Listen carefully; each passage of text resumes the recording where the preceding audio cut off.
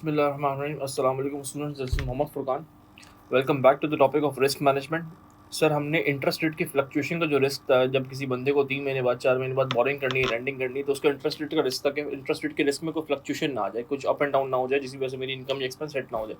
तो सर, हमने पहला इसका सोल्यूशन पढ़ा FR है, फॉरवर्ड रेट एग्रीमेंट। बैंक से हम रेट को लॉक करा लेते हैं और जो भी रेट लॉक होता है उस पर हमारी नेट की जो इंटरेस्ट कॉस्ट होती है वो आ रही होती है।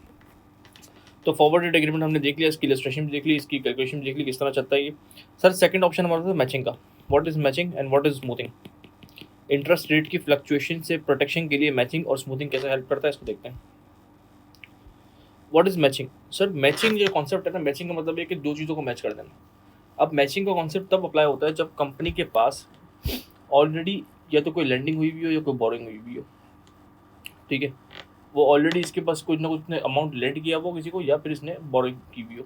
तो सर, मैचिंग का कॉन्सेप्ट ज़्यादातर अप्लाई वहाँ होता है जहाँ आपने कोई ना कोई लेंडिंग बोरिंग किसी फ्लोटिंग रेट पे की हुई हो, किसी न किसी फ्लोटिंग रेट पे की हुई हो। अगर आपने ऑलरेडी लेंडिंग बोरिंग की हुई और एक फिक्स इंटरेस्ट रेट पे की हुई तो सर, दुनिया में मार्केट का इंटरेस्ट रेट कुछ भी हो जाए, आपको कोई डिफरेंस नहीं आएगा, आपको कोई इम्पैक्ट नहीं पड़ेगा, क्योंकि आपने एक फिक्स इंटरेस्ट रेट पे लैंडिंग या बोरिंग की भी, आपको तो वही मिलना है, एक्चुअल इंटरेस्ट रेट कुछ भी हो।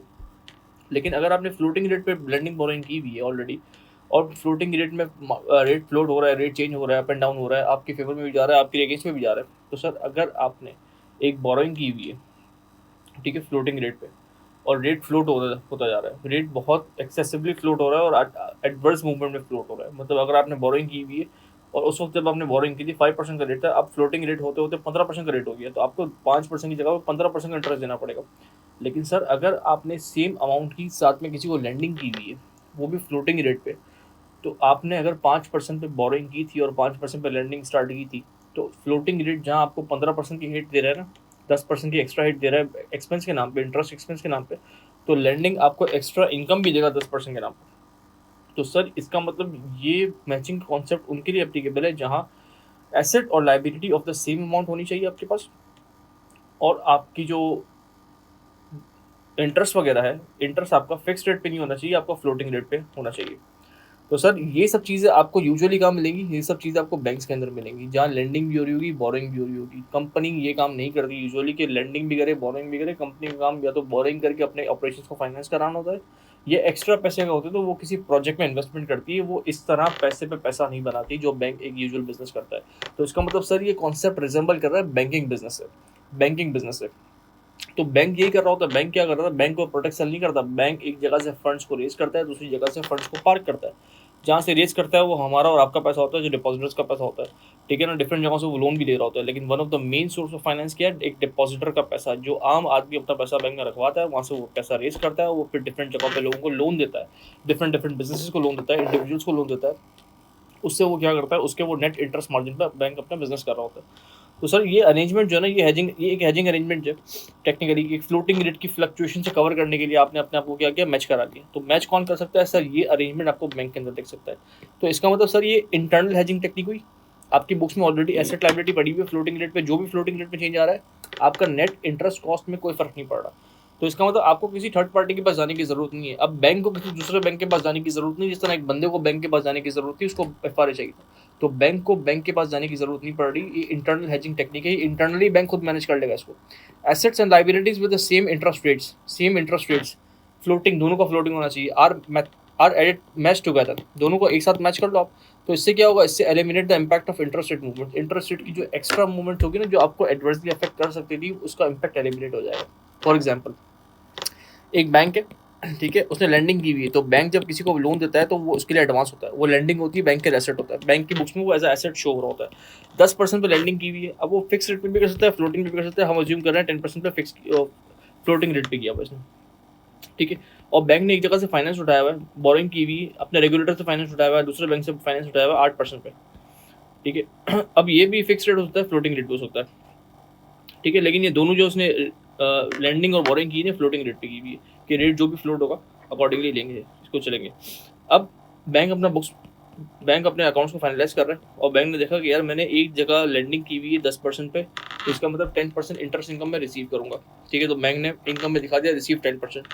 फिर बैंक ने बोला मैंने बोरिंग भी तो की हुई है, ये पैसा मैंने किसी से बोरो भी किया था 8% पे, तो मुझे उस बंदे को 8% भी देना है। तो बैंक ने कहा अच्छा ठीक है, ये मेरा एक्सपेंस है, ये मैंने पेमेंट कर दिया 8%। तो बैंक ने कहा नेट में मैंने कितना कमाया, 2% कमाया। नेट में बैंक ने 2% कमाया। बैंक एक्चुअली इस नेट मार्जिन पे ही बिजनेस कर रहा होगा अपना, ठीक है। अब इसकी एग्जांपल बैंक में कैसे अप्लाई होगी। अब बैंक के पास एक लैंडिंग पड़ी हुई है, एक बोरोइंग पड़ी हुई है, अलग अलग रेट पे पड़ी हुई है, फ्लोटिंग रेट पे पड़ी हुई है। करंटली बैंक 2% का मार्जिन लेके खुशखाश जिंदगी गुजार रहा है अपनी। सर मार्केट में इंटरेस्ट रेट में आ जाती है तबाही, इंटरेस्ट रेट चेंज हो गए, ठीक है। स्टेट बैंक ने मॉनेटरी पॉलिसी अनाउंस की और आपका जो इंटरेस्ट रेट था वो चेंज कर दिया। वो कितना कर दिया सर, 1% बढ़ा दिया। फ्लोटिंग रेट 1% बढ़ गया। अब फ्लोटिंग रेट हो गया 1% बढ़ गया, जो भी रेट्स है ना 1% बढ़ गए। तो इसका मतलब सर जो 8% का रेट था आपका, फ्लोटिंग रेट चल रहा था 8%, अब वो 9% हो गया, और जो 6% पर चल रहा था वो 7% हो गया। एग्जिस्टिंग फ्लोटिंग रेट्स ये हुए बोरिंग लैंडिंग के, तो 8 वाला 9 हो गया और 6 वाला 7 हो गया। 1% इंटरेस्ट रेट बढ़ गया, मार्केट रेट ऊपर चले गए 1% से। अब बैंक को टेंशन नहीं है, बैंक को टेंशन नहीं, क्योंकि बैंक के पास क्या है, बिफोर इंटरेस्ट रेट बैंक क्या कर रहा था, पेमेंट कर रहा था। बिफोर इंटरेस्ट रेट बैंक क्या कर रहा था, 8 कमा रहा था, 6 दे रहा था, 2 कमा रहा था। लैंडिंग की हुई थी 8% पे बिफोर इंटरेस्ट रेट, और बोरिंग की हुई थी 6% पे। तो लैंडिंग पे 8% की इनकम आ रही थी, 6% का इंटरेस्ट एक्सपेंस पे कर रहा था, 2% नेट कमा रहा था बैंक का। आफ्टर मार्केट चेंजेस, ठीक है ना, मार्केट में जैसे इंटरेस्ट रेट 1% बढ़ गया, तो सर बैंक के नेट इंटरेस्ट पे कोई फर्क नहीं पड़ेगा। अब बैंक कितना फ्लोटिंग पे कमाएगा, 9% कमाएगा इंटरेस्ट इनकम के नाम पे, क्योंकि रेट बढ़ गया, फ्लोटिंग रेट था, रेट बढ़ गया। और पेमेंट कितनी करेगा, 6% की जगह पे 7% की पेमेंट करेगा। लेकिन नेट तो अगेन बैंक तो 2% ही कमा रहा है। तो इसका मतलब मार्केट में कुछ भी हुआ, बैंक ने इंटरनली हेजिंग ऐसे कर ली कि इसका इम्पैक्ट इसकी बुक्स में आया ही नहीं। इसने फ्लोटिंग रेट की एसेट को और फ्लोटिंग रेट की लाइबिलिटी को मैच करवा दिया कि जहां अगर यहाँ नुकसान होगा तो वहाँ ज़्यादा फायदा हो जाएगा, तो उस नुकसान ने इस फायदे को कंपनसेट कर दिया और आपकी बुक्स में कोई इम्पैक्ट नहीं आया। This is the internal hedging, hedge against changes in interest rates. Internal hedging कर दी, किसी थर्ड पार्टी के पास जाने की जरूरत नहीं पड़ी है, ठीक है। अगर ओपीटी याद है कि इंटरनल हेजिंग की कौन कौन सी चीज़ें होती हैं, तो matching is the example of internal hedging. Forward rate internal hedging नहीं है, उसमें बैंक के पास जाना पड़ता है। Match fix interest with fix liabilities, ठीक है ना, फिक्स इंटरेस्ट पोजीशन को फिक्स इंटरेस्ट लायबिलिटी से मैच करा दो, और फ्लोटिंग को फ्लोटिंग से मैच करा दो, ठीक है ना, तो आपकी इंटरनल हेजिंग इंश्योर हो जाएगी। अब सर मैचिंग के साथ ही एक कनेक्टेड कॉन्सेप्ट है स्मूथिंग का, ठीक है ना, ये इसी की एक्सटेंशन है, इसी का एसोसिएटेड कॉन्सेप्ट है। अब मैचिंग तो था बिल्कुल जो प्योरली बैंक पे अप्लाई होता है, क्योंकि लैंडिंग बोरोइंग फ्लोटिंग रेट हर चीज़ में आ रही है। लेकिन स्मूथिंग क्या है sir, maintain balance between fixed and floating rate. अब बोरिंग जो होती है ना, कंपनीज क्या करती हैं, कंपनीज लैंडिंग नहीं करती, कंपनीज लैंडिंग बहुत कम कर रही होती है, कंपनीज बोरिंग कर रही होती है, कंपनी को पैसा चाहिए होता है, तो कंपनी फाइनेंसेस रेस कर रही होती है, तो कंपनी की डिपेंडेंसी बोरिंग पे ज़्यादा होती है। तो सर बोरिंग होगी तो ऑब्वियसली या तो फिक्स्ड रेट होगा या फ्लोटिंग रेट होगा। तो अब इस इंटरेस्ट रेट की जो रिस्क है, इंटरेस्ट रेट का जो डर है जो मार्केट में चल रहा है, इंटरेस्ट रेट का जो खौफ चल रहा है, इसकी जो चेंजेस का खौफ चल रहा है, तो वो कंपनी भी फेस कर रही है। तो अब कंपनी के लिए क्या करना चाहिए, कंपनी को क्या रिकमेंड करना चाहिए कि भाई हम बोरिंग करना छोड़ दें इंटरेस्ट रेट की वजह से, नहीं, तो फिर कंपनी को ये चाहिए कि वो स्मूथिंग कर ले, वो बैलेंस कर ले अपने आप को कि यार फिक्स पे ले या फ्लोटिंग पे ले। ये बहुत बड़ा सवाल है ना। बोरिंग अगर फ्लोटिंग रेट पे लेते हैं तो जो भी रेट मार्केट में चलेगा आपको इंटरेस्ट देना पड़ेगा। अब अगर मार्केट का रेट बहुत ऊपर चला गया तो इंटरेस्ट बहुत ज़्यादा देना पड़ेगा, इंटरेस्ट कम हो गया तो बहुत कम देना पड़ेगा। तो ये तो सिचुएशन किसी कंट्रोल में है ही नहीं। और फिक्स करते हैं अगर तो फिक्स वही देना पड़ेगा, लेकिन अगर इनकेस फ्लोटिंग रेट बहुत कम हो जाता तो हम फिक्स में ज़्यादा दे रहे होंगे। तो अब कहाँ जाके बैठे भाई हम, बोरिंग तो करनी है, कंपनी चलानी है, ऑपरेशंस को फाइनेंस करना है, इंटरेस्ट रेट को भी कंट्रोल करना है। तो स्मूथिंग कहता है कि यार आप अपनी बोरिंग्स को थोड़ा सा मैनेज कर लो, उसका बैलेंस कर लो।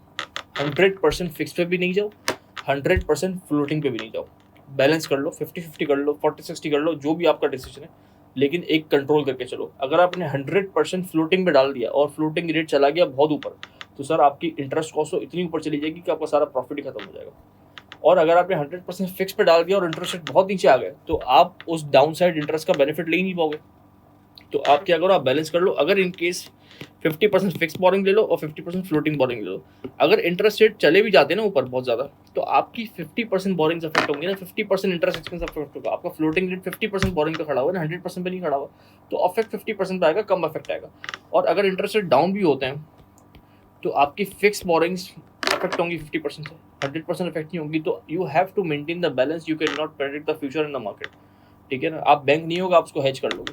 अगर आपके पास ये अपॉर्चुनिटी मिलती तो आप हेज कर सकते हो, लेकिन बहुत मुश्किल है कि एक नॉर्मल कंपनी के अंदर बैंकिंग वाली अपॉर्चुनिटीज़ को मिल जाए कि वो इंटरनल हेजिंग को इंश्योर कर दे।